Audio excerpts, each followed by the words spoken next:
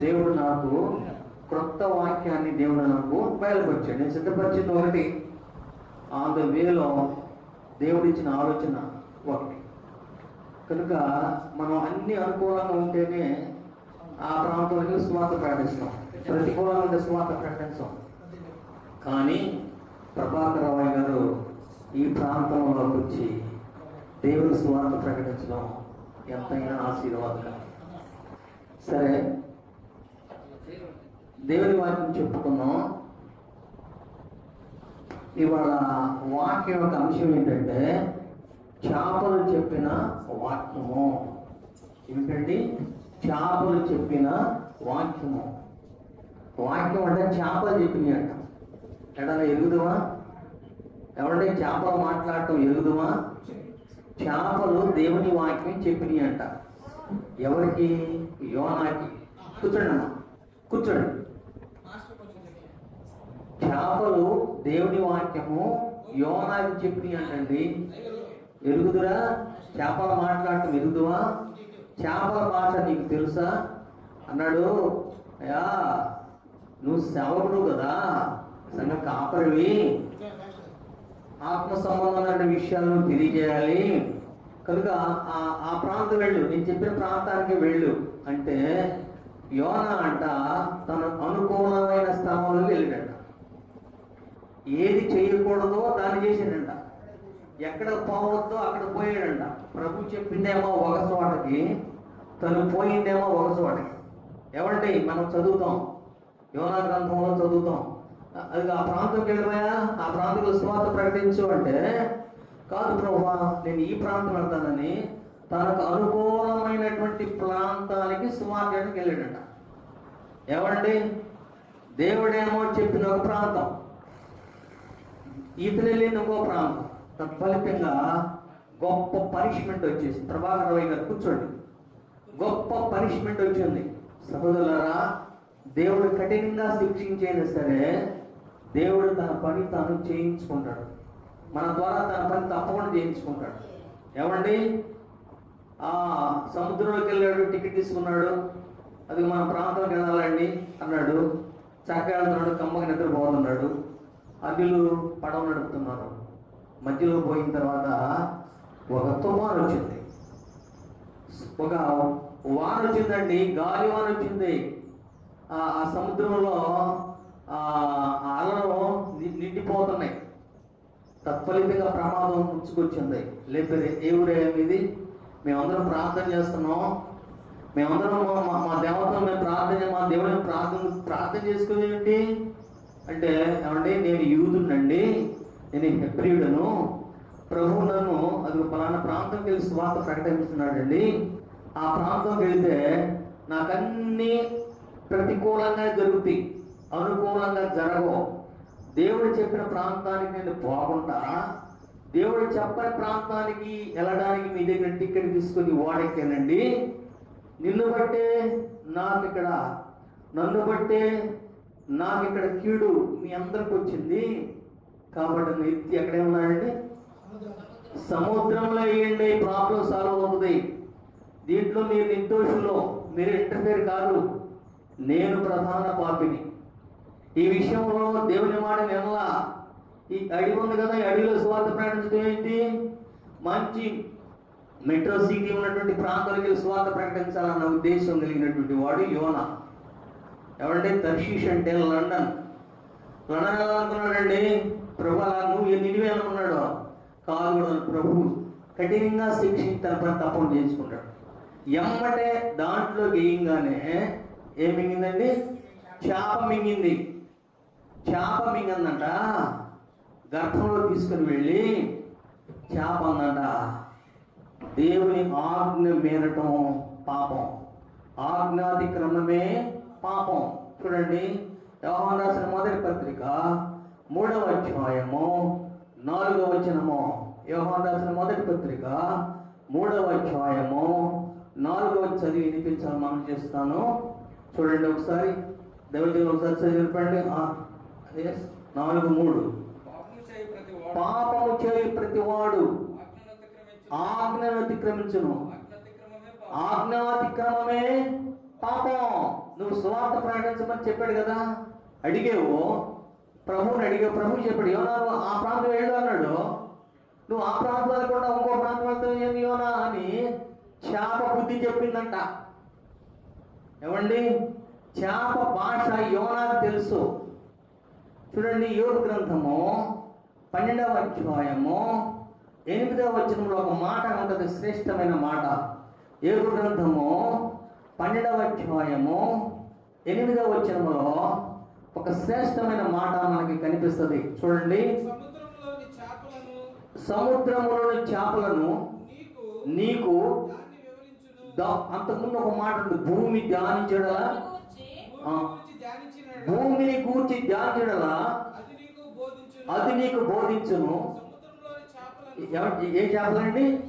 సముద్రములోని చేపలు నీకు దానిని వివరించును. The fish which are being in the ocean has been explained. The plan of Jesus Christ. దేవుని యొక్క plan చేపలు తెలియజేసింది అండి. దేవుడు మహోన్నతుడు, మహాకాశం వాడు. దేవుడు ఒక ఆజ్ఞ పాస్ చేసాడు, యోనా నువ్వు ఆ ప్రాంతానికి వెళ్ళు, నువ్వు ఏ ప్రాంతానికి వెళ్ళదు, ఆ కొండలోకి వెళ్ళు, ఆ రాళ్ళున్న ప్రాంతాలకు వెళ్ళు, అక్కడే చెప్పు, అంతే. నాకు ఇష్టమైంది. నీకు అనుకూలమైన ప్రాంతం పోవద్దంటే దేవునికి విరుద్ధంగా దేవుని ఆజ్ఞను మీరేవు నువ్వు, దేవుని క్రమశిక్షణ మీరేవు నువ్వు, నీ ఇష్టానుసారంగా వాక్యం చెప్పడానికి పోతున్నావు. ప్రభువు నువ్వు పొద్దునే ప్రార్థన చేయాలి, ప్రభువా ఈ రోజున ఎక్కడికి వెళ్ళాలి, ఎవరికి సువార్త ప్రకటించాలి అన్న. సాల్సుందర్ సింగ్ గారంట ఒక సహోదరి వాళ్ళ కుటుంబ టెన్షన్ బట్టి ఉరేసుకోపోయిందంట. ఉరేసుకోవడం సంసిద్ధంగా ఉందంట. సాల్సుందర్ గారు అట్టే వెళ్తున్నప్పుడు సాల్సుందర్ సింగ్తో ప్రభు చెప్పాడ, ఆగు సింగు, నువ్వు పలానా ఇంటికి వెళ్ళు. ఆ ఇంటి దగ్గర ఒక సహోదరి ఇంట్లో ఉన్న టెన్షన్ బట్టి, ఇంట్లో ఉన్న సమస్యలను బట్టి చనిపోవడానికి ఆత్మహత్య సిద్ధంగా ఉన్నది. నువ్వు వేరే సువార్త ప్రకటించే ప్రభువుని అడిగంట, ఎక్కడ ప్రభు ఇల్లు అంటే అది ఆ వీధిలోకి వెళ్ళినాడ. ఆ వీధిలోకి వెళ్తే ఆ ఇల్లు అన్నాడంట. ఆ ఇంట్లోకి వెళ్తే ఆ ఉరేసుకోవడం సంసిద్ధంగా ఉందంట. అమ్మా నీకు సువార్త ప్రకటించమని నాకు పంపించాడు దేవుడు వార్త, కనుక ప్రభువుని నమ్ముకో, మారు మనసు పొందు, నీ పనుల భారం యేసు ప్రభు మీద వేయి. యేసయ్య నీ కాడి మోస్తాడంటే ఆమె మారు మనసు పొంది ప్రభువుని నమ్ముకుంది. సహోదరుడు, ప్రభు ఎక్కడికి వెళ్ళమంటే అక్కడికే వెళ్ళాలి. నీ ఇష్టాచారం పోవద్దని ఏమి నేర్పారండి? చేపలండి, చేపకు ఆజ్ఞ ఇచ్చాడు. చేపే దేవుని మాట ఉన్నది. అదే యోనా గ్రంథము 2వ అధ్యాయము 10వ చదవండి. యోనా గ్రంథము 2వ అధ్యాయం 10వ వచనం. నేనే విన్నాను, నువ్వెందుకనో యోనా అని చేప అడిగిందంట. చూడండి, యోనా గ్రంథము 2వ అధ్యాయం 10వ వచనము. అంతలో యెహోవా మత్స్యమునకు ఆజ్ఞయ్యగా అది యోనాను ఆ నేల మీద కక్కేసానయ్యా. నువ్వు వినేది నేను, ప్రకృతి దేవుని మాట వింటున్నాయి. నీవెంత నేనెంత, నువ్వు వినాలంతే. ఆజ్ఞని మీరేమో ఆ సువార్త పని చేయదు. ఆజ్ఞ మీరితే ఎక్కడికి వెళ్ళినా నువ్వు ఫలించలేవు, నువ్వు అభివృద్ధిలోకి చెందలేవు. The basic principle to develop to obey the word of God. దేవుని మాట వినడమే ఆజ్ఞ. అది నేల కావచ్చు, అది బెడారి కావచ్చు, బీడు భూమి కావచ్చు. నువ్వు వెళ్ళి సువార్త ప్రకటించే సస్యశ్యామలైపోద్ది. ఏమనుకుంటున్నావు? మేమే వింటున్నావు, దేవుని మాట వింటున్నావయ్యా, నన్ను పంపించాడు, నువ్వేంది ఇంకో చోటకి వెళ్తున్నావు అని ఎవరు చెప్పారండి? చేప చెప్పింది. చేప బుద్ధి నేర్పింది. అరే పిచ్చోడా, మీ నాన్న దగ్గర సమృద్ధిగా అన్నం ఉన్నది కదా, శ్రేష్టమైన అన్నం ఉన్నదా, మంచి భోజనం ఉన్నదిగా, నీకెందుకు ఈ కర్మ, నీకెందుకు? ఎంతో వేల మంది బతుకుతున్నారు కదా. మీ నాన్న ఎప్పుడు ఫంక్షనే, శ్రేష్టమైన మీ ఇంట్లో మీ నాన్న కుమారుడు, నువ్వు కుమారుడము, నీకెందుకు ఈ కర్మ అని ఎవరు పెట్టి చెప్పారండి? పందులు చూసి చెప్పినాడు, కాళ్ళతో చెప్పినట. ఆ పొట్టు తినాలనుకో ఆశపడ్డాడట. అరే పిచ్చోడా, ఎంత అమాయకుడు నువ్వు. మీ నాన్న దగ్గర సస్యశ్యామలం ఉన్నది, సమృద్ధి అంత భోజనం ఉన్నది, సముద్రం అంత అభివృద్ధి ఉన్నది, నీకెందుకు ఈ కర్మ? మేము అనుభవిస్తున్నాం, మా శిక్ష మేము అనుభవిస్తున్నాం అన్నప్పుడు అతనికి బుద్ధి వచ్చినప్పుడు అంటది అక్కడ రాయబడిన మాట. బుద్ధి వచ్చినప్పుడు చేప చెబితే బుద్ధి వచ్చింది. ఒక చేప మాట్లాడితే దీన్ని బట్టి యోనాకి, జాలరులకు చేపల భాష తెలుసు. సహోదరుడా, చేప భాష నీకు తెలుసా? యోనాకి తెలుసు.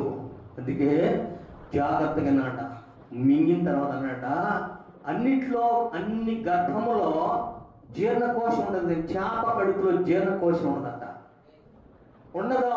సైంటిస్టులు చెప్తారు చేపలో జీర్ణకోశం ఉండదు. మింగంగానే జాగ్రత్తగా చేప గర్భములో నుండి ఏం చేసిందంటే సముద్ర గర్భములో వదిలిపెట్టిందట.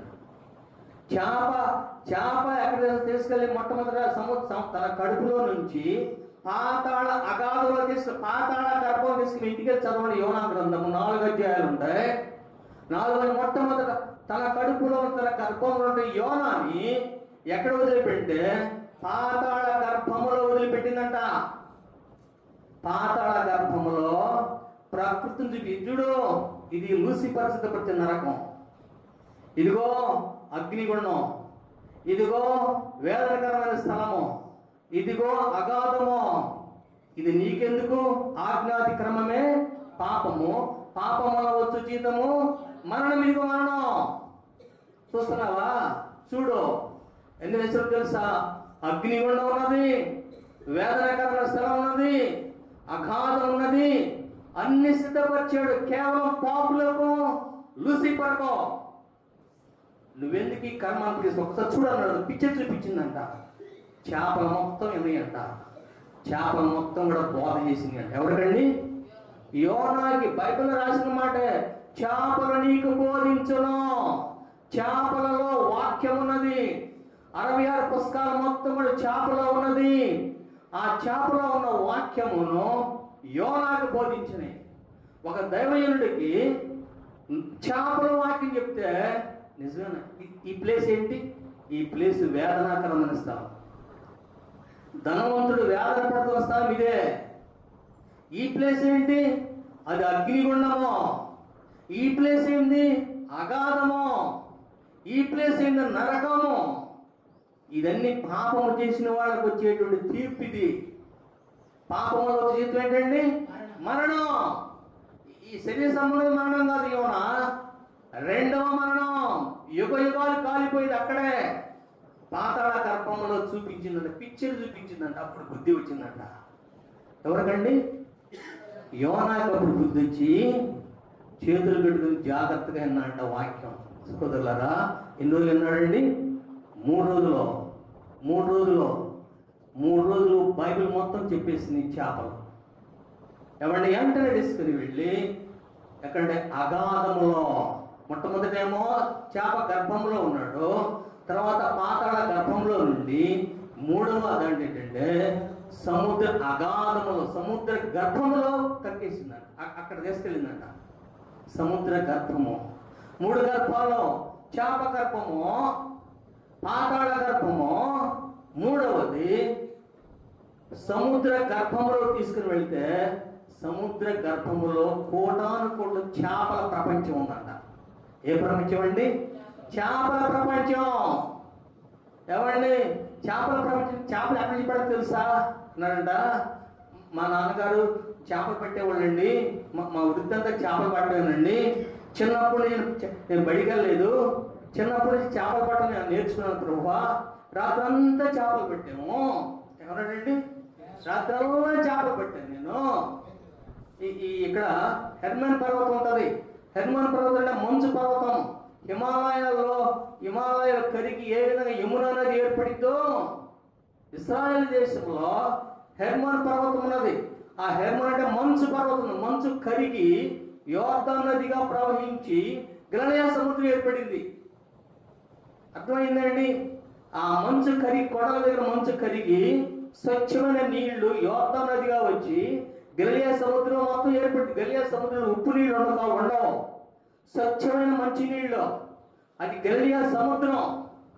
ఆ సముద్రంలో చేపలు చూస్తే సముద్రం అడుగున ఉన్న చేపలు చెక్క కనిపిస్తాయి.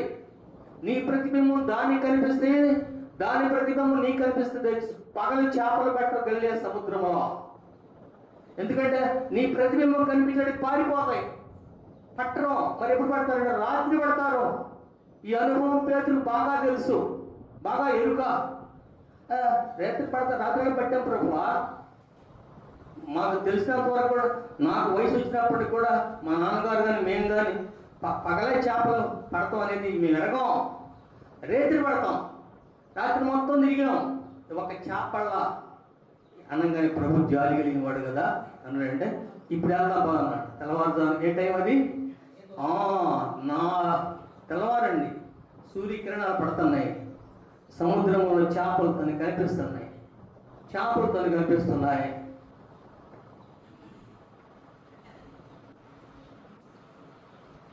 ఇప్పుడు చక్కగా సూర్యకిరణాలు పడ్డప్పుడు చేప ఇప్పుడు ఏమన్నాడంట వాళ్ళ ఏమన్నాడు ప్రభు ఏమన్నాడండి? ఇప్పుడే అన్నాడంట. అంటే వాదం జరిగిందంట. కాదు ప్రభు, నాకు తెలుసు కదా, నాకు అనుభవం ఉంది కదా, వాక్యం నాకు అంత అనుభవం నీకు లేదు అన్నట్టుగా ప్రభు క్లాస్ ఇచ్చాడట. కాదయ్యా ఇప్పుడే అన్నాడు. బైబిల్ రాసిన లోతుగా వేసినప్పుడు ఎక్కడేమన్నాడండి? ఈ లోటేసుకున్నా వడబా అన్నాడు. లోతుగా ఏమంటే ఆయన వేసిన గాలం, ఆయన వేసిన వల సముద్ర గర్భంలో పోయిందంట. ఎక్కడ పోయిందండి? సముద్ర గర్భంలో చేపల ప్రపంచం ఉన్నది. సముద్ర గర్భంలో చేపల ప్రపంచం ఉన్నదండి. ఆడదాకేమన్నా లోతుగా ఏంటంటే, నేను ఇందాక మనం చదువుతుంటే బైబిల్ చదువుతుంటే లోతుని ఎంత లోతండి? ఎంత లోతు? సముద్ర గర్భంలో కోటాను కోట్ల చేపల ప్రపంచం ఉన్నది. వాటిని నేను ఆర్డర్ ఇస్తాను, వాటిని నేను ఆజ్ఞ పాస్ చేస్తాను. ఒక రాశి పడిద్ది. ఏ రాశి అండి? చేపల రాసే పడిద్ది. నువ్వేయి అన్నాడంటే ఆయన మాటను బేస్ చేసుకుని వేస్తే చూడండి, లూకాసు వార్త 5వ అధ్యాయము 9వ చూడండి. వచ్చిన రాశికి తన అనుభవంలో ఎప్పుడు అలాంటి జరగలేదు. 5వ అధ్యాయం 9వ వచనము చూడండి ఒకసారి. లూకాసు వార్త ఎలాగనగా వారు పట్టిన చేపల రాశికి అతడును అతనితో కూడా ఉన్న వారందరూ they wondered. Before the creation would not see this kind of judgment has been done. ఇలాంటి దృశ్యం ఎప్పుడేం చూడలేదు. రాశి అంట. రాశి అంటే ఏంటండి? ఒక చేడు పడింది అనుకోండి, ఏమంటారు? ఒడ్లు రాసి అంతేనా? ఏమంటారు? రాసి అంటే ఇంకేమంటారు? కల్లా ఉన్న రాసులు అంటే విత్తనాలు. రాశి అంటే uncountable things have been heat of the fish have been under the work of God. ఏమంటే దేవుని ఆజ్ఞ ఇవ్వగానే, దేవుని ఆజ్ఞ పాస్ చేయగానే రాజు అన్నాడు. చేపలేండి అంట, నీ ఆజ్ఞకి నేను లొంగిపోతాను కదా ప్రభా. ఎంతమంది పడాలన్నారండి? చేపలు ప్రభుని అడిగినాయి అంట. ప్రభా ఎంతమంది మేము పడాలా ఆ వల్ల అంటే రాసి ఇవ్వడమన్నాడంట. రాసి మొత్తం కూడా ఎక్కడ వచ్చినాయండి? ఎడబట్టి పేతురు యొక్క వలలో రాసి పెడితే పేతురు ఆశ్చర్యపోయాడట. ఎంత గొప్ప మాట అండి! ఎవరున్నాయి? దేవుని ఆజ్ఞ చేపలు ఉన్నాయి. దేవుని మాటలు చేపలు ఉన్నాయి. దేవునితో చేపలు మాట్లాడి దేవుడు చేపలతో మాట్లాడాడు. అడిగిని ప్రభా నేను పోవచ్చా? నూరా అవల్లో ఉండు, నేను పోవద్దు వాడన్నాడు. ఎంతంటే అన్కౌంటబుల్ థింగ్స్, లెక్కించే వీలు పడలేదని చేపలు పడ్డాయి. చేపలు అంట ఇప్పుడు వాక్యం చెప్తున్నాయి. నీకెందుకయ్యా ఎంత బాధ, ఎంత కృపగలిగిన దేవుడు తెలుసా? ఆ మరణాన్ని తప్పిస్తాడు. మరణము తప్పించడం ఏవో అవసరం అన్నాడు అంట సహోదరుడు. ఇప్పుడు ఏంటి యోనా ఏమన్నాడండి? పాతాళ గర్భంలో ఉన్న యోనాని ప్రభు యోనా ప్రార్థన చేస్తే ఆ గర్భంలో సముద్ర గర్భంలోకి పంపించాడు. సమూయేలు మొదటి గ్రంథము 2వ అధ్యాయము 6వ చదువుకున్నాం. సమూయేలు మొదటి గ్రంథము 2వ అధ్యాయము 6వ చదువుకున్నాం. సమూయేలు మొదటి గ్రంథము. జనులను సజీవులుగాను మృతులుగాను చేయువాడు యెహోవాయే. చెప్పండి. పాతాళమునకు పంపుచు అందులో రప్పించువాడు ఆయనే. ఈ sent into the Sheol and brought at once from the Sheol. ఏమంటే పాతాళంలోకి పోయినటువంటి యోనాని ప్రార్థన చేయంగా ఎవరు చెప్తే ప్రార్థన చేశాడు? చేపలు చెప్తే ప్రార్థన చేశాడు.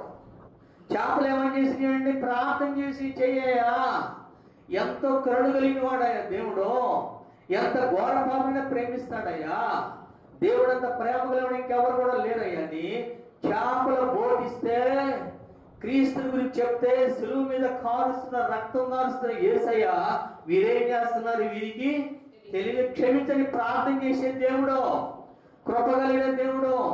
ఆ కృపను వర్ణించడం వీలు పడదని చేపలు యోనాకి చెబితే, యోన పాతాళ గర్భంలో ప్రార్థన చేస్తే ఆ పాతాళం బయటికి తీసుకొచ్చాడు దేవుడు.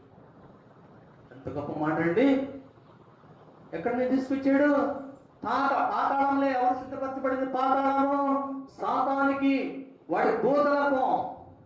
పాతాళంలో దశలు ఉన్నాయి, రేంజెస్ ఉన్నాయి. అవన్నీ కూడా చూసిన తర్వాత ప్రార్థన చేయమని అంట. వాక్యం ఉన్నది కదా, నీకు తెలుసో తెలియదు, మాకు తెలుసు వాక్యం. పాతాళం నుంచి ప్రభు బయటికి తీసుకురాగలడు, కుప్ర కలిగిన వాడు. ప్రార్థన చేయమని ఏం చెప్పి నీ చేపలు ఎవరికి ఫోన్ చేసినాయండి? యోనాకు ఫోన్ చేసి యోనాకు మోకరించి ప్రార్థన చేశాడంట. ఆ పాతాళ గర్భములో నుండి ఎక్కడ తీసుకుంటే సముద్ర గర్భం తీసుకెళ్తే అక్కడ చేపలు ఉన్నాయి. అక్కడ చేపల ప్రపంచమే ఉన్నది. ఏమండి, ఒక దేశం వర్ధిల్లాలంటే చేపల సంపద బేసిక్ ప్రిన్సిపల్. చేపలు అభివృద్ధి చెంది దేశం వర్ధిల్లింది. చేపల సంపద గొప్పది కనుక చేపల ప్రపంచం వెళ్తుంటే చేపలు చెప్పినాయి అంట. ప్రార్థన చేయ యోనా, దేవుడు ఎంత ఘోర పాపని ప్రేమిస్తాడంటే, యోన చేప కడుపును ప్రార్థన చేస్తే ఆ పాతాళ గర్భం బయటకు తీసుకొచ్చి ఆ సముద్రంలో ఏమున్నాయండి? చేపలు. ఎన్ని చేపలు పెట్టి ఇప్పుడు దేవుడు ఆజ్ఞిస్తే చేపలు రాసి పడింది. ఆశ్చర్యపోయారంట. ప్రభువా, నేను ఎప్పుడు మా నాన్నగారు మేము చేపలు పడతాం కదా, మాకు చదువు సంగతి లేవు, ఎంత ఆశ్చర్యం ఎక్కడంటే చేపలు సృష్టించి దేవుడు ప్రభువు, సముద్రం యొక్క అగాధాన్ని సృష్టించి దేవుడు ప్రభువు. సర్వ సృష్టి ఆయన మాట ప్రకారం నడుస్తుందండి. నీ మాట నా మాట ప్రకారం జరగట్లేదు కనుక సహోదరుడా, కనుక ప్రార్థన చేసి రాసిపడింది. అన్నాడంట, ప్రభువా పాపిని నన్ను క్షమించు అన్నాడు. పేతురు అన్నమాట ఏంటండి? మీరు చదివి ఇంటికి చదువుకోండి. ప్రభువా, నా అనుభవం పనిచేయదు, నా ఆలోచన పనిచేయదు, నా తెలివితేటలు పనిచేయవు, నీ మాటకి నమస్కారం చేస్తున్నాను, నన్ను పాపిని నన్ను క్షమించు ప్రభువా, నేను పాపిని. ఈ చేపలు నీ మాట అన్నాయి, నేనేమలేదు, నా అనుభవం పనిచేయలేదు ప్రభు అని నన్ను క్షమించని క్షమాపణ కలిగినటువంటి వాడు పేతురు. అలాంటి చేపలు ఇప్పుడు సముద్రములో ఒక సముద్రముగా ఒక చేపల సముద్రంగా ఉన్నాయి. సహోదరుడా, దేవుని మాటలు విని ఎక్కడికి వెళ్ళంటే అక్కడికి వెళ్ళాలి. నేను ఆస్తుంటే మా భాష ఎలా చేస్తాడు అయ్యగారు సేవ ఇక్కడ ఈ మారుమూలలో ఎక్కడ కూడా గురువులు తప్ప ఏం అవపడాల, గురువులు తప్ప ఆ గురువులు కాసేవాడు తప్ప మాకు ఏ ఇల్లు అవపడాల. ఆ రూట్ కూడా సరిగ్గా లేదు, అప్ అండ్ డౌన్గా ఉన్నది. మా పాస్టర్ గారు అంటున్నాడు కదా మా అబ్బాయి, అసలు ఇది మ్యాపేనా, వెళ్తున్నాము అనకి ప్రభాకర్ రావు గారి దగ్గరికి వెళ్తున్నామా లేదని అనుమానం. ఏమండి, ఇది ప్రతికూలమైన ప్రాంతం. పౌలు గారితో అన్నాను కదా, పాస్టర్ గారు పౌలు గారు చేసిన సేవలాగా ఉంది మా సేవ. మా ఇంటికంటే ఫస్ట్ క్లాస్కి భోజనం చేసి కమ్మ కొనుక్కునేవాడు. దేవునికి అది ఇష్టం కాదు. ఈ శ్రమ అనుభవించాలి, చూడాలి. సహోదరుడా, ఇక్కడ యోన తనకు అనుకూలంగా మార్చిన ప్లేస్కి వెళ్ళాడు. దేవుడు ప్రతికూలమైన స్థలానికి వెళ్ళమని చెప్పాడు. నినివే పట్టణం ఎంత ప్రమాదకరమైన వాడు తెలుసా? ఒక తప్పు చేస్తే నినివే మహాపట్నంలో ఉండే ప్రతి వాళ్ళని, నేరం చేసిన ప్రతి వాళ్ళని ఒక ఇసుక తోవి ఇసుకలో అతను పూడ్చిపెట్టి ఈ గొంతు వరకు, ఈ గొంతు నాలుకకు కళ్ళెం పెట్టి ఏమంటారండి, చేప వేస్తారు, ఎందుకు గాలం వేసి ఇట్లా లాగుతారు. ఇట్లా పైన కడతారు. నేరం చేసి అంత ప్రమాదకరమైనటువంటి పట్టణం నినివే పట్టణం. ఆ పట్టణంలోకి వెళ్ళింది ప్రభా, తార్షీష్ వెళ్తాలే, లండన్ వెళ్తాలే. తార్షీష్ అంటే ఈ జియోగ్రఫికల్ మ్యాప్ ప్రకారం ఇప్పుడు ఏంటంటే లండన్ వెళ్తాను ప్రభా అనుకున్నాడు. అన్నీ బాగుంటాయి అక్కడ, ప్రాబ్లం ఉండవు. కనుక నేను వెళ్ళాలని ఉద్దేశం యోనాకున్నది. బుద్ధి చెప్తున్నాయి, సహోదరుడా నీవు దేవుని మాటలు విని ఎక్కడికి వెళ్ళి అక్కడికి వెళ్తాను. పరిశుద్ధాత్మ దేవుడు అన్నాడంట ఆ ప్రాంతం వెళ్ళవద్దన్నాడు. పౌలు గారు తనకున్నటువంటి సహోదరులు ఆ ప్రాంతం వెళ్ళలేదని పరిశుద్ధాత్మ దేవుడు అడిగారు, మిమ్మల్ని ఎక్కడికి వెళ్ళమంటారు? ఆ ప్రాంతానికి వెళ్ళు. అక్కడ రక్షణ లేదు, మారు మనసు లేదు, విగ్రహారాధన ఎక్కువ. మీరు చెప్పండి, సువార్త ఎత్తున చాలండి, ఎప్పటికైనా ఫలిస్తాయి. సహోదరుడా దేవుని మాటలు వినని వాడు యోన. వినని వాడికి బుద్ధి చెప్పినది చేపలు, నోరు లేని చేపలు అంటాం మనం. ఎవరండి మనం అన్నిటి చేపలు లైక్ చేయని వాళ్ళు ఎవరు ఉంటారు? చేపలు ఇష్టపడిన వాళ్ళు ఎవరు? అందరూ ఇష్టపడతారు. కానీ ఈ చేపలే కదా దేవుని వాక్యం పెరిగిన చేపలు. చేపలను అడిగినది నీకు బోధించను. చేపకు ఆర్పించాడు. యోనాకి మీరు బుద్ధి చెప్పండి అని చేపకి చెప్పాడు దేవుడు. అతను ఆ మాట లేదు. చేపకు ఆర్పించాను, చేప మింగింది, అది చేపల ప్రపంచంలో సముద్ర గర్భంలోకి వస్తున్నాడు, మీరు చెప్పండి అన్నాడ. ఇప్పుడు చెప్తే చేపలు దేవుని ఆజ్ఞ వీసా తప్పకుండా చేస్తాయి అంట. రమ్మంటే రావాలి, పొమ్మంటే పోవాలి అన్నయ్య అంట. ఎంతమంది దిగాలి ఈ వలలో అన్నంట. మీరు రాసి పొందండి. పెద్ద చేపలు, అమూల్యమైన చేప పెడితే పేతురు ఆశ్చర్యపోయాడు. దాని అర్థం ఏంటంటే దేవుని మాటలు ప్రకృతి వింటుంది కానీ మనుషులు మాత్రం వినడం లేదండి. ప్రకృతి వింటుంది, ప్రకృతి జంతు వింటుంది, మనం వింటం లేదు. సముద్రంలో ప్రతి వస్తువు వింటుంది, మనం వింటంలా. ఆజ్ఞాతిక్రమమే పాపం. నిర్వచనం చాలా ఉన్నాయి. ఎవరండి మంచి చేయడం తెలిసింది, మంచి అయిపోతే పాపం. విశ్వాసం మూలము కానిది పాపం. ఎవరండి ఆజ్ఞాతిక్రమం పాపం. ఇప్పుడు ఆజ్ఞ అతిక్రమించాడో దేవుడు ఆజ్ఞ ఇచ్చాడో దేవుడు కృపగలను. యోనా మాత్రమే ఆ స్వార్థ ప్రకటించాలి. నేను అనుకుంటాను కదా, నేను ఈ బైబిల్ చదివేటప్పుడు ఒక యోనానే ఎందుకు పంపించాలి? ఎంతమంది ఉన్నారు కదండి, ఎంతమంది ఉన్నారు కదా ఊళ్ళో. లేదు చాలా మంది ఉన్నారు. వాళ్ళ నాన్నగారు పాస్టర్, వాళ్ళ అమ్మగారు పాస్టర్, వాళ్ళ జీవనం అంతా పాస్తే. వాళ్ళ పక్కన పెట్టి పాస్టర్లు ట్రైనింగ్ నేను చాలా మంది. మీరు వెళ్ళండి, యోనా వెళ్ళలేదు అనొచ్చుగా. యోనా మాత్రమే వెళ్ళాలి, యోనా మాత్రమే చెప్పాలి. ఎంతమంది ఉన్నారు తెలుసా ఆ పట్టణంలో? చూడండి ఎంతమంది ఉన్నారు తెలుసా? 1,20,000 మంది ఉన్నారు. 1,20,000 మంది పట్టణం నినివే పట్టణము. 1,20,000 మంది సువార్త ప్రకటించాల్సిన బాధ్యత యోనాకే ఉన్నది. ఇంకెవరికి కూడా ఊరుకోడు అంతే అన్నాడంట. లోకం మొత్తం కూడా యేసు ప్రభు వాక్యం ఉండడానికి వెళ్తుందంట. చూడండి యోహాను సువార్త 12వ అధ్యాయము 19వ వచనము. యోహాను సువార్త 12వ అధ్యాయము 19వ వచనం చదివి వినిపించాలని మనం చేస్తున్నాము. ఇదిగో ఒకరితోనొకరు మన ప్రయత్నం నిష్ప్రయోజనమైన చూడండి, ఇదిగో లోకము. The whole Christian went along with Jesus Christ. యేసు ప్రభు స్వార్థ ప్రకటిస్తున్నప్పుడు మనం అనుకుంటాం కదా ఇండియా బాగాలేదు అనుకుంటాం. లోకం అంటే ఏంటంటే ఇండియా కూడా ఉంది. ఇండియా కూడా దేవుడి వాక్యం ఉంది. దేవుడు ఆశ కలిగి ఉన్నాడంట. అయ్యో మనం పాలిస్తున్నాం, మనం స్వార్థ ప్రకటిస్తున్నాం కదా, ఇశ్రాయేలు దేశంలో స్వార్థ ప్రకటిస్తున్నాం. వాక్యం వినటానికి లోకం మొత్తం వచ్చింది నా ఇంటిది. ఉత్తర దిక్కు నుండి, దక్షిణ దిక్కు నుండి, తూర్పు పరం వచ్చింది. లోకం into India also have come to Jesus Christ. యేసు ప్రభు వాక్యం వినడానికి భారతదేశం కూడా వెళ్ళిందంట. ఆయనకు ఒక ఆశ ఉందంట. ఎందుకు తెలుసా? ఇండియాకు స్వార్థ ప్రకటించాలి. ఎందుకంటే ఆశ కలిగే ప్రాణాలను దేవుడు ఏం చేస్తాడండి? తృప్తిపరుస్తాడు. అందుకని యేసు ప్రభు వారు పేతురుని అడిగాడంట. అంతా అయిపోయింది, స్వార్థ ఇవ్వడం అయిపోయింది, యేసు ప్రభు చిలువలో బలి అయిపోవడం అయిపోయింది, శిలువ నుంచి మృత్యుంజయ తిరుగు ఈసి మహిమ శరీరంలో రావడం కనిపించింది. అప్పుడు మళ్ళీ అన్నాడట, ఈ పేతురికి ఉన్న లక్ష్యం ఏంటంటే ఎట్లయినా సువార్త తప్పించుకొని తిరగాలని ఉద్దేశం. సువార్త ప్రకటించకూడదు, అది చాలా ప్రమాదకరమైనది, చాలా అవమానకరమైనది, దాని నుంచి శ్రమ భయంకరమైనది పేతురు ఉద్దేశం. అప్పుడు ఏం చేసినంటే పేతురు మన మామూలుగా వెళ్ళి చేప పట్టుకుంటాడు.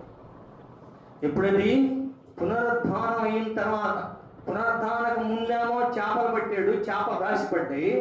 ఇప్పుడు పునరుద్ధానం తిరిగి లేచిన తర్వాత పేతురికి తడాల చేతులు ఇచ్చాడు. పేతురు, ఇదిగో సంఘాన్ని కట్టే బాధ్యత నీది. ప్రపంచంలో ప్రతి ప్రాంతంలో సంఘం కట్టే బాధ్యత నీకు ఇచ్చాను. పరలోకపు తాళ చేతులు నీకు ఇచ్చాను. నువ్వు సంఘం కట్టు, నీ మీద సంఘం కట్టబడిద్ది. ఇండియాలో కూడా సంఘం కట్టాలి, సమస్త ప్రాంతంలో సంఘం కట్టాలని దేవుడు చెప్తే ఆ మాటలన్నీ ఉల్లంఘించి యేసు ప్రభువును దాటి లేచిన తర్వాత ఇంకేం సేవలని చేపలు పడతానికి వెళ్ళాడు. మళ్ళీ చేపలు పడతాను కదా, ప్రొఫెషన్ అది కదా. అన్ని అనుకూలంగా ఉంటే సేవ, ప్రతికూలంగా ఉంటే సేవ వదిలిపెట్టేయటం. ఆ ఉద్దేశం లేని వాడు పేతురు. పేతురు దేవుడు పరలోకపు తాళాలు చెప్పి తెలిస్తే ఈయన చేపలు పడుతున్నాడు. యేసు ప్రభు వచ్చి, చూడండి యోహాను సువార్త 21వ అధ్యాయము 10-11 వచనం చదువుకున్నాం. ఎన్ని చేపలు పడ్డాయో, ఎన్ని దేవుని వాక్యం మనకు తెలియజేస్తున్నారు. యోహాను సువార్త 21వ అధ్యాయము 10-11 వచనాలు. యేసు, మీరు పట్టిన చేపలు చేపలలో కొన్ని తీసుకురండి వారితో చెప్పగా సీమోను పేతురు దోణ ఎక్కి వలను దరికి లాగెను. అది ఎన్ని చేపలండి? 153 చేపలు. కరెక్ట్ ఎందుకు కౌంట్ చేసి పరిశుద్ధాత్మక నేను పరిశుద్ధాత్మ దేవుడు యోహాను చేత యోహాను సువార్త రాపిస్తూ కరెక్ట్గా 153 చేపలని ఎందుకు రాయించాడని ఆలోచన చేశాను. ఎవరండి? కరెక్ట్. అంతకుముందేమో చేపలు రాసేది. యేసు ప్రభు శాపకు వచ్చేటప్పుడు మొట్టమొదటి చేపలు రాసేది అన్కౌంటబుల్, లెక్కించడానికి వీలు పడలేని చేపలయ్యి. ఇప్పుడు ఒక రాశి పడ్డది. ఆ రాశిని కౌంట్ చేస్తే ఎంత ఉందండి? 153 దేశాలు స్వార్థ ప్రకటించాడు. జియోగ్రఫికల్ మ్యాప్ లో యేసు ప్రభు పునరుద్ధానికి లేచిన తర్వాత ఈ లోకం మొత్తం కూడా ఎన్ని దేశాలతో ఉందంటే 153 దేశాలతో నిండి ఉన్నదంట. ఏమండి, మనకిప్పుడు డివైడ్ అయిపోయింది. ఇప్పుడు మన తెలుగుదేశం, మన తెలుగు రాష్ట్రం ఏ విధంగా డివైడ్ అయితే మనకి తెలుగుదేశం తెలంగాణ కదా, అలాగే అప్పుడు బర్మా, పాకిస్తాను, ఇండియా ఒక దేశం. అలాగ కౌంట్ చేస్తే లోకం మొత్తం ఎన్ని దేశాలంటే 153 దేశాలు స్వార్థ ప్రకటించాలయా నీవు. అందుకే నీకు తాళ చేతులు ఇచ్చింది. ఆ 153 చేపలు పేతురికి బుద్ధి చెప్పినాయి అంట. అరే బుద్ధి లేనుడా, నీకు పరలోకంలో తాళ చేతులు ఇచ్చాడు కదా, ఎవరికి లేదు కదా. యోహాను యేసు ప్రభు ప్రియమైన శిష్యుడు కదా, యేసు ప్రభు 4 శిష్యుడు, ఆయనకి ఇవ్వలేదు తాళ చేతులు, నీకు ఇచ్చాడు కదా. ఇచ్చినటువంటి ఈ ధన్యత నువ్వెందుకు పోగొట్టుకుంటున్నావని 153 చేపలు ఎక్కడున్నాయండి? సముద్ర గర్భంలో ఉన్న చేపలు పేతురికి బోధించినాయి అంట. ఎంతమంది స్వార్థ ప్రకటించాలండి? 153 దేశాలు. The whole creation has been building up the gospel of Jesus Christ. దేవుని వాక్యముతో తడపాలి, నువ్వు తర్పీదివ్వాలి. మళ్ళీ చేపల పట్టణం వెళ్తానంటే ఏంది? 3.5 సంవత్సరం నాతో ఉండి, 3.5 సంవత్సరం నా పరిచయలో ఉండి, నా అనుభవాలు నేర్చుకొని, నా అద్భుతాలు నేర్చుకొని, శావ నేర్చుకొని ఇప్పుడు మళ్ళీ లోపల కలుస్తానంటే ఏంటి అని ఎవరు నేర్పారండి? చేపలు నేర్పినవి. 153 చేపలు సముద్ర గర్భం నుంచి బయటకు వచ్చి చెప్పినాయి అంట పేతురు. అందుకే పేతురు బలపడి తోమాని ఇండియాకి పంపించాడు. ఏమండి, తోమాని బలపరిచింది పేతురు, బలపరిచి ఇండియాకి పంపించాడు. సహోదరుడా, చేప బోధిస్తే మారు మనసు పొందిన వాళ్ళు పేతురు, యోనా. పేతురు, యోనా ప్రకృతి చెప్తే, ప్రకృతి మాటలు వింటే దేవుని దీవెని కదా. నీ తండ్రి చేపలు అడిగితే పామునిచ్చున. చేప ఆరోగ్యకరమైనది. చేప రక్తాన్ని శుద్ధి చేస్తుంది. చేప రక్తాన్ని ప్రొడక్ట్ చేస్తుంది. చేప లోకం మలినం అంటుకోండి. చేప బయట ఉన్నప్పటికీ ఉప్పు నీళ్ళ ఉంటుంది. ఉప్పు అంటకుండా పవిత్రంగా జీవించే చేప. చూడండి, సముద్రంలో ఎట్లా ఉంటాయండి? సముద్రం ఎట్లా ఉంటాయి? ఎట్లా ఉంటాయి? ఉప్పుగా ఉంటాయి. సముద్రంలో చేప చప్పగా ఉంటుంది. ఇంటికి తీసుకొచ్చిన వాళ్ళు దాన్ని శుభ్రం చేసి మళ్ళీ ఏ రేషియోలో సాల్ట్ అన్ని కూడా వేయాలి. వేస్తేనే టేస్ట్ వస్తుంది. లోకంలోనే ఉంటుంది. లోకం మళ్ళీ అంటుంది చేప. లోకంలోనే ఉంటుంది. లోకం మురికి అంటుంది చేప. ఈ బోధంతా యోనాకి చేపలు చెప్పింది. ఇంకోసారి చదువుతాం. యోగు గ్రంథము 12వ అధ్యాయం 8వ వచనము. యోగు గ్రంథము 12వ అధ్యాయం 8వ వచనము. చేపల భాష ఎరిగిన వాడు పేతురు యోనా, సోదరుడా నువ్వు ఎరుగుదువా? చేపల భాష 12:8. యోగు గ్రంథము. భూమిని గూర్చి ధ్యానించడలా అది నీకు బోధించు. ఏ చేపలండి? నదుల చేపలు కాదు, సరస్సులో చేపలు కాదు, సముద్ర గర్భంలో చేపల ప్రపంచము నీకు బోధించును. ఎవరిస్తుంది? ఎక్స్ప్లెయిన్ చేస్తుంది సృష్టికర్త యేసు ప్రభు వారు. మహోన్నతుడు, ఆకాశ మహాకాశ పట్టణంతో వాడు. ఆయన మాట మీరు వినాలి, నేను విన్నాను, ఆయన ఆజ్ఞను పాటించాను అని ఎవరికి నేర్పారంటే ఇద్దరు నేర్చుకున్నారు. ఒకడు పేతురు, రెండో వ్యక్తి అంటే యోన. సహోదరుడా, చేపల భాష ఎదిగిన వాడు పేతురు, యోన. నువ్వు ఎరుగుదువా? చేపంట ఈ కన్ను ఎడితిప్పుతూ ఈ కన్ను ఎడితిప్పుతుంట అదే సమయంలో కన్ను ఆర్పేసిందంట. విన్నారండి మీరు? చేపలు కోస్తారు కదా, వండుకుంటానికి కోస్తారు కదా, చేపలు చూడండి, కన్ను ఇడిదిప్పిద్దంట, అదే సమయంలో కన్ను రెప్ప కొట్టిద్దంట. అదే లాంగ్వేజ్, ఆ భాషే. ఆ పని చెయ్యి, ఈ పని చేయకూడదు. ప్రభుని ప్రార్థన చేయి, ప్రభుని ఎప్పుడు క్షమించాలో నీకు తెలుసా? ప్రభు ఎక్కడ చేప చెబితే మోరం మనసు పొందిన యోన దేవుడి నుంచి బయటకు వచ్చాడండి. పాతాళం నుంచి బయటకు వచ్చాడు. పాతాళం సిద్ధపడ్డ లూసిఫర్కి, వాడి దేవదూతలకి. కానీ ఎప్పుడైతే చేప చెప్పిందో మోరం మనసు పొంది సువార్త ప్రకటించలేడలా నాకు చేపలకి శ్రమ అంట. మనకు కాదు శ్రమ, శ్రమపడినటువంటి ఒక ఆత్మ రక్షించింది చేప. అప్పుడంట యోన వెళ్ళి నినివే పట్టణం మొత్తం కూడా ఎన్నో చెప్పింది చేప? 3 రోజులండి. 3 రోజులు వేసిన బైబిల్ మొత్తం చెప్పేసింది. యోనాకి చేపలు చేప ప్రపంచంలో చేపల మొత్తం కూడా బైబిల్ ఎరుకే. 66 పుస్తకం నీ దగ్గర బైబిల్ ఉంది, నా దగ్గర బైబిల్ ఉంది.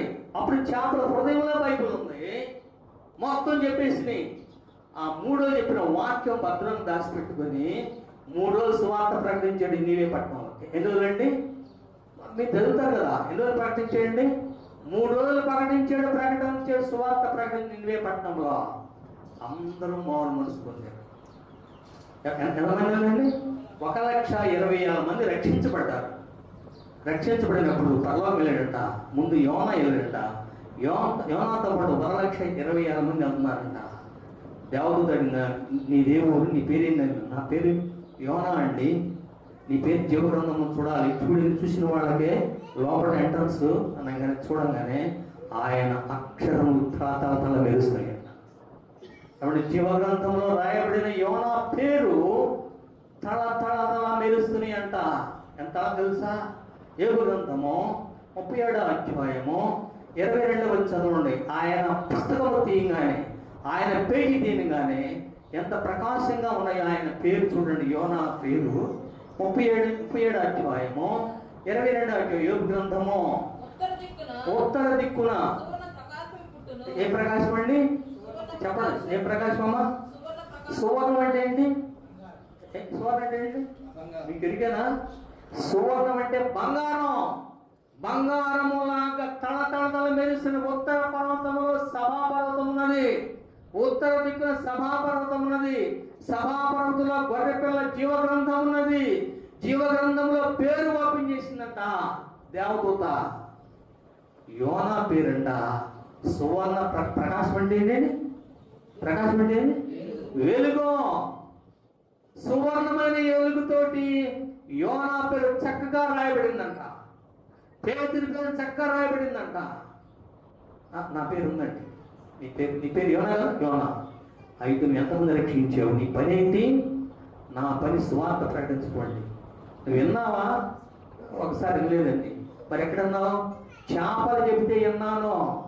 చేపలు చెబితే నేను మారు మనసు పొందాను. సముద్ర గర్భంలో చేపల ప్రపంచం చెప్తే వాక్యం విని మారు మనసు పొంది పాతాళం చూసి బయటకు వచ్చిన వాడు నేను. నా సువార్తని మారు మనసు పొందిన వాళ్ళు ఎంతమంది ఉన్నారండి? 1,20,000 మంది ఉన్నారు అనగానే దేవదూతలందరూ ఆశ్చర్యపోయారు. ఎంత గొప్ప మాట అండి! దీనికి కారణం ఏంటంటే చేపల బోధ, దేవుని బోధ. చేపలు చెప్పకపోతే నినివే పట్ల రక్షించబడేది కాదు. చేపల పట్ల చెప్పకపోతే యోన రక్షించబడేవాడు కాదు. యోన పాతాళానికి వెళ్ళిపోయేవాడు. పాతాళం సిద్ధపరిచిన ఎవరికి? లూసిఫర్కి, వాడి దూతలకి ఆడికి వెళ్ళిపోయేవాడు. కానీ దేవుడు కృప కలిగిన వాడు. కేవలం చేపలు చెప్తే మారు మనసు పొందేవాడు. పందులు చెప్తే, పందులు చూసి ఏం మాట్లాడలేదు. అరే బుద్ధులైన నీ స్టేటస్ ఏంటి? నీ లెవెల్ ఏంటి?